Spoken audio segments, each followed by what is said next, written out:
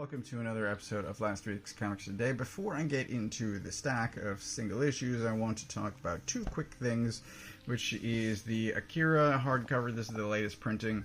Volume 2 is out. This came out pretty quickly after Volume 1. I was surprised. But anyone that's interested, grab the Akira. It is currently being printed. Also, I got the Scott Morris This Ink Runs Cold. I will say one thing. I haven't read any part of this yet, and I think I need to move it away from the camera to turn the pages because it's very large. But this was a Kickstarter. It came in the mail this past couple of days ago.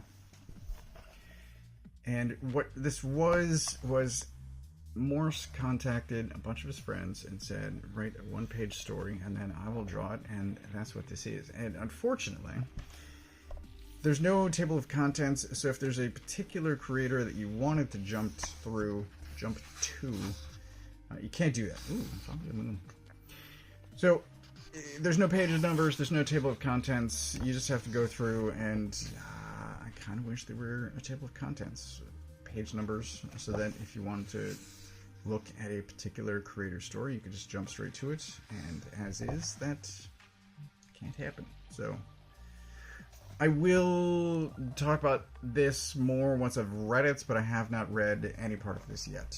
It's longtime fan of Scott Morris, but I'll talk about that more when I talk about the book. Right now, I'll talk about the week's comics. And we're going to start with Conan, Scourge of the Serpent. So this has been building for many months, and there's a 2-page spread coming here. So we've got these three dudes, right?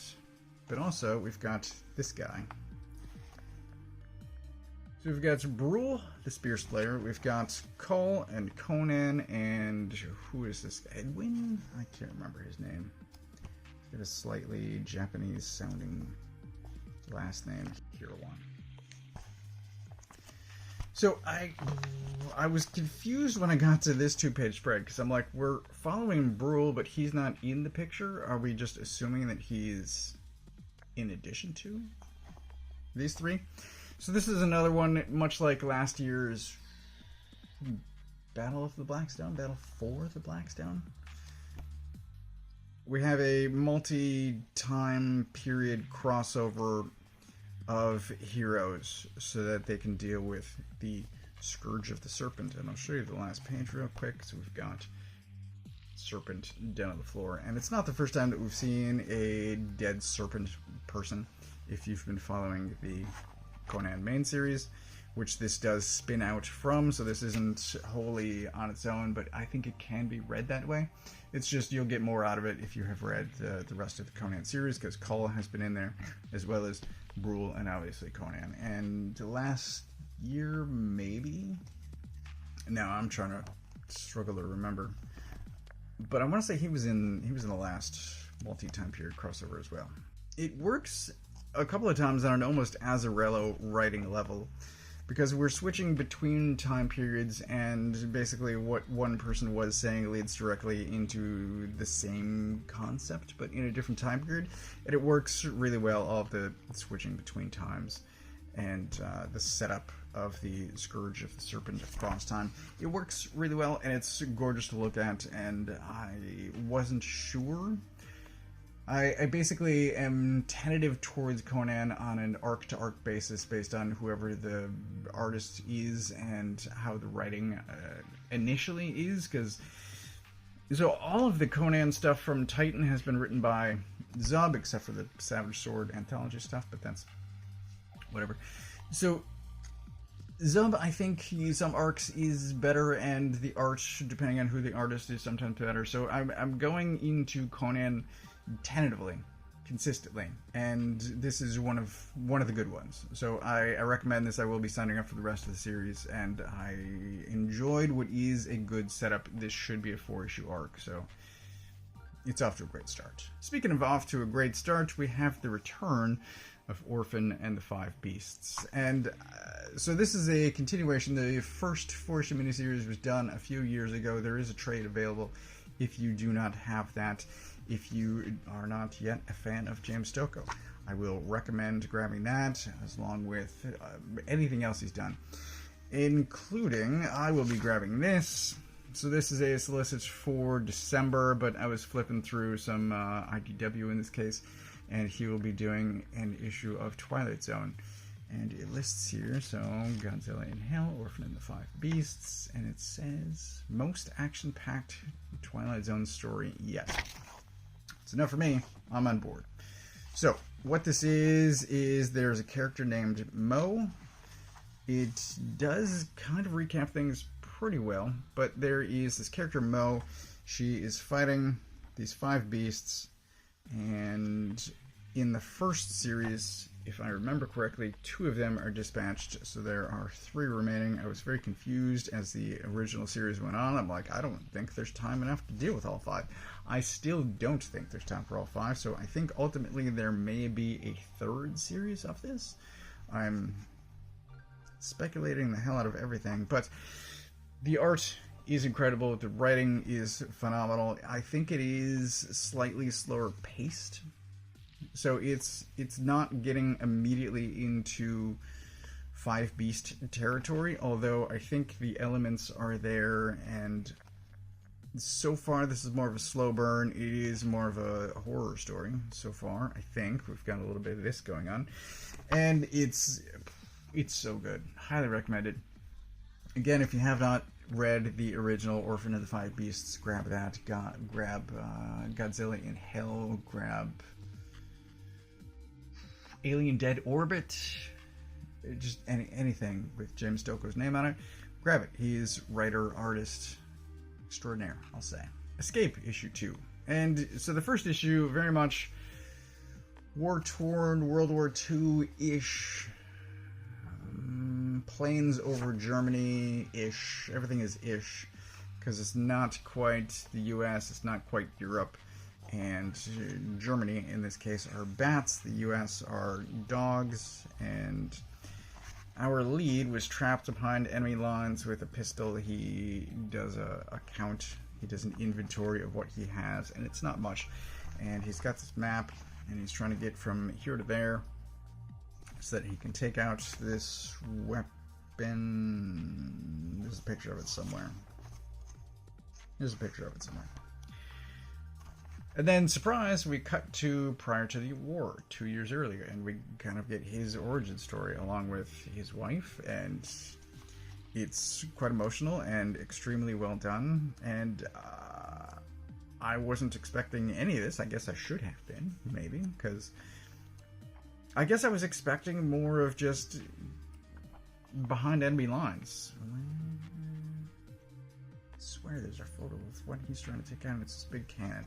Anyway, so after all of that story is told, we get back to the war, we get back to the present, and the narration, the voiceover he's doing about his life and sort of the value of things is really well done. The writing is phenomenal. The art, I don't know, everything looks fully painted. I don't know that it is. This might just be digital. I have no idea, but the art is phenomenal in this. I love it, and highly recommended. Escape. This feels like it's going to be a shorter series, like 8 to 12, not a longer running Remender thing. I have no idea, but for however long it's going to run, I'm fully on board. Sleep, issue 5, and every issue of this starts with our main character waking up with something horrible having happened while he was asleep. So that's previous thing. Last issue, he gets driven out of town by a friend, and he wakes up in this school, and he is understandably freaked out every time, and it's black and white, and there are these colors, and I feel like I maybe know what's happening, and I additionally feel like it's going to be another couple of issues. It's probably going to be fully revealed in 7, and then 8 is going to be a huge fight between potentially 2 things, I think, unless I'm wrong. This chart concerns me. There's stuff happening in the background, and the focus of everything is on this guy, and this is his friend here that's trying to help him, and I'm really concerned about what else is happening, because there's a lot of talk this issue about a guy who is not in this issue, and I feel like he's the key to all of this. And then we get into this place where obviously then there's a hell of a lot of red. And so I have an idea of what's happening. I don't know if I'm right, and I feel like it's going to be another couple issues before any of that gets sussed out. But I'm on board for this. It's an 8-issue series, so we've got a few more to go. But it's a hell of a ride. I'm enjoying every second of it. Gehenna, issue 4. This is the end of the miniseries. And what I often say is, I don't know how they're going to wrap this up with only X number of issues to go. And this is a case where it doesn't wrap up, because we get to Will Return. This is coming next year, supposedly. I say that because I'm still waiting for Leaded Gasoline from Kindlin, which has been delayed by years at this point, but whatever. Gehenna,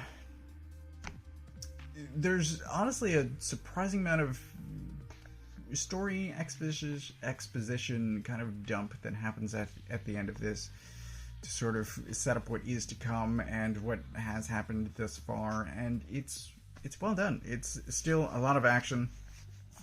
It is at its core an action book, but kind of this Hulk Hogan looking guy here, and it's really well done. It's extremely enjoyable. I don't know, so I say this each issue, but I enjoyed Frontiersman. I carried that over into Antioch, which shares the same universe.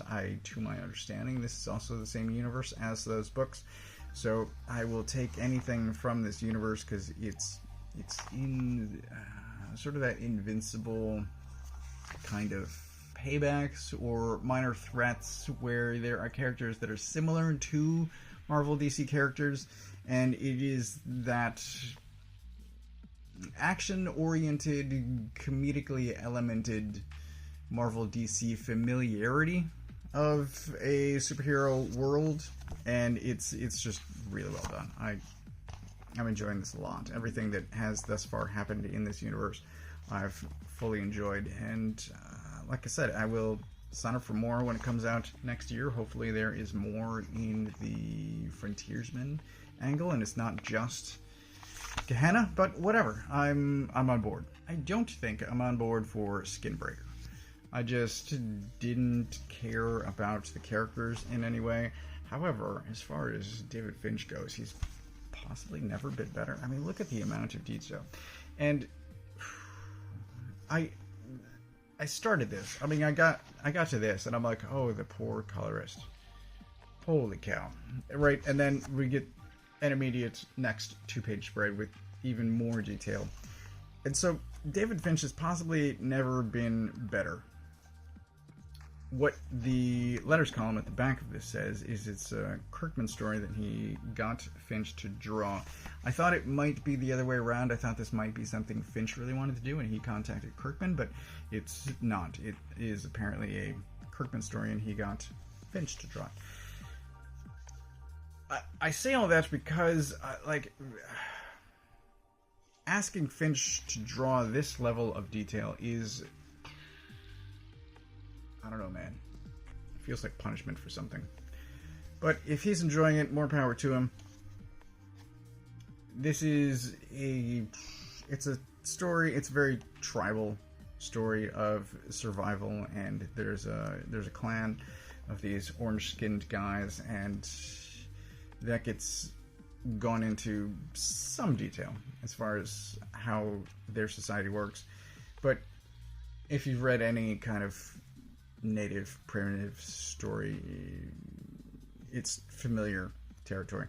Anyway, I didn't care about the story, and there's not much story other than what is happening with the characters, and I just didn't I didn't care what was happening at a character level. There's an elder that is possibly too old to be leading the tribe, and there's a couple of young bucks that one of them doesn't want to challenge the elder, and one of them definitely does, and so there's a clash at basically every conceivable level, including the one guy's wife, and I just didn't care about any of it. So this is one I will not be continuing. Looks great though. Viking Moon issue 1, I think, oh, it says right there, 5-issue series. So this is basically Vikings versus werewolves in it's the New World. And I read the preview pages for this some months ago, and I decided against it because I thought the writing was too wordy. And it's definitely still true, but I wound up grabbing it anyway because of Berg's recommendation. And the art is, I will say, phenomenal. I was talking about Azzarello a minute ago, and this is occasionally Riso-esque with the amount of black that's happening. It looks great. To read it is kind of annoying. There's a lot of words. There are honestly more words than need to be said often. And look at this. That's straight out of Riso, right? Looks great. Anyway, so I don't know honestly either of these creators, but the writing I think is not quite where it should be. As far as like story structure, everything's fine. There's a group of Vikings that come over to the New World, and they are intending to stay, not just pillage and go back. So they are planning a settlement, and just things happen very quickly, and things are said out loud that I think should be in heads, and there's private conversation. Like, it's all of the dialogue I had problems with, but I'll probably get more of this because it's Vikings versus werewolves, and it looks great, and I will follow the artist to whatever they do next, and probably not read another Joe Pruitt comic after this. Lastly, there is Spider-Man, Wolverine, and I should mention Spider-Man's sister also plays a big part, but we do find out an origin story for this Dread Shadow guy who does not look anything like this initially. So I don't know where he got cyborg arms from, but here we've got Teresa, and I would take more Teresa, honestly. She, I find to be an interesting character, and I would like to know more. I don't know how much she's been used since she was created, but I kind of want to know more.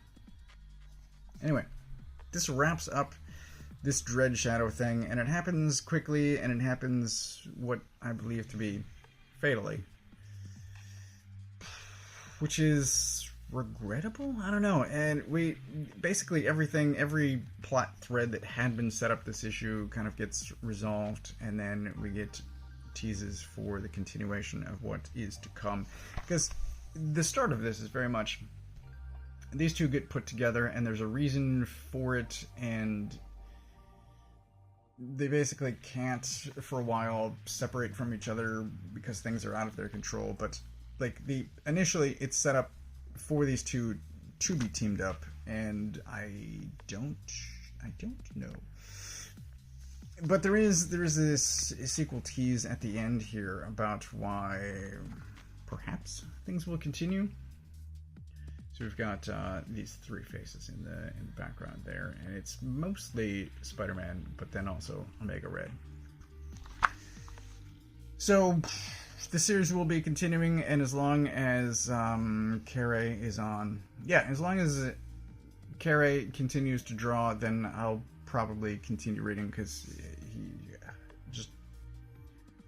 I'm loving what he's doing, drawing both Spider-Man and Wolverine. I've enjoyed Andrews' Spider-Man Reign, and less so the Reign sequel. But that is everything that I got this week. There are some, I guess I stuck a couple of bad ones at the back, but Escape, really probably pick of the week. Orphan of the Five Beasts is also great. Conan is off to a great start. Sleep, I'm just going to recommend grabbing the trade once this comes out. Read the whole thing in one sitting. And Gehenna, grab the trade of that too. So there's some good stuff in here. There's a couple of slight stinkers, I'll say. But what a great week for comics. Comics are great in general. Anyway, this is everything that I got this week. Everything except for the Scott Morse Kickstarter book I got from my local comic shop. If you don't know where yours is, you can use this URL to find the one closest to you. Thanks for watching.